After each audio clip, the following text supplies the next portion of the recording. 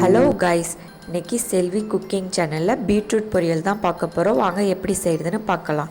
Stove on பண்ணிவிட்டு வானல் வச்சுக்கணும். வானலில் 2 டேபிள் ஸ்பூன் எண்ணெய் ஊற்றிட்டு எண்ணெய் சூடானதும் கடுகு உளுந்து போட்டு தாளிச்சிக்கணும். கடுகு பொரிஞ்சதுக்கப்புறம் அதில் 2 டேபிள் ஸ்பூன் கடலைப்பருப்பு போட்டுக்கணும். கடலைப்பருப்பு பொரிஞ்சதுக்கப்புறம் ஒரு கொத்து கருவேப்பிலை போட்டுட்டு 3 பச்சை மிளகா 3 காஞ்ச மிளகா சேர்த்துக்கணும். வெறும் பச்சை மிளகா மட்டுமே போடாமல் பச்சை மிளகாவும் காஞ்ச மிளகாவும் போட்டு செய்கிறப்ப நல்லாயிருக்கும், இன்னும் டேஸ்ட்டாக இருக்கும்.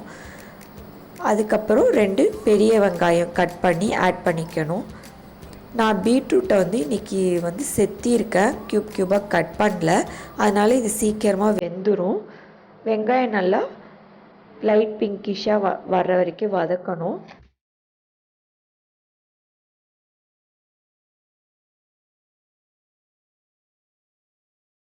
வெங்காயம் நல்லா வதங்கினதுக்கப்புறம் அதில் நம்ம செத்தி வச்சுருக்கிற பீட்ரூட்டை ஆட் பண்ணிக்கணும்.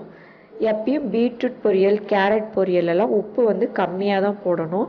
உப்பு அதிகமாக போட்டுட்டோன்னா கரிப்பாயிடும், அதனால் உப்பு கம்மியாக போடுங்க.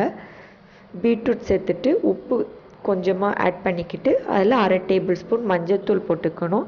அப்புறம் தண்ணி, தேவையான அளவு தண்ணி தெளிச்சிட்டு நல்லா மிக்ஸ் பண்ணி விட்டுட்டு ஒரு 10 நிமிஷம் மூடி போட்டு வேக வைக்கணும்.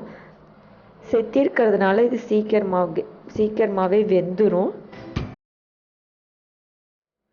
10 நிமிஷத்துக்கு அப்புறம் அதை நல்லா பெரட்டி விட்டுட்டு அதில் தேங்காய் ஆட் பண்ணிக்கலாம்.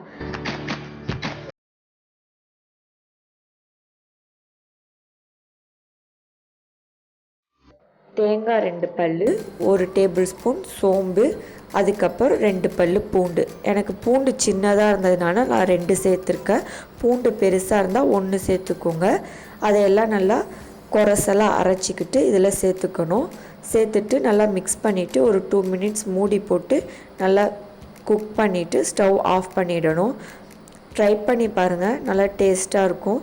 ரச சாதத்துக்கெலாம் இந்த பொரியல் அவ்வளோ டேஸ்ட்டாக இருக்கும். ட்ரை பண்ணி பார்த்துட்டு கமெண்ட் பண்ணுங்கள். தேங்க்யூ.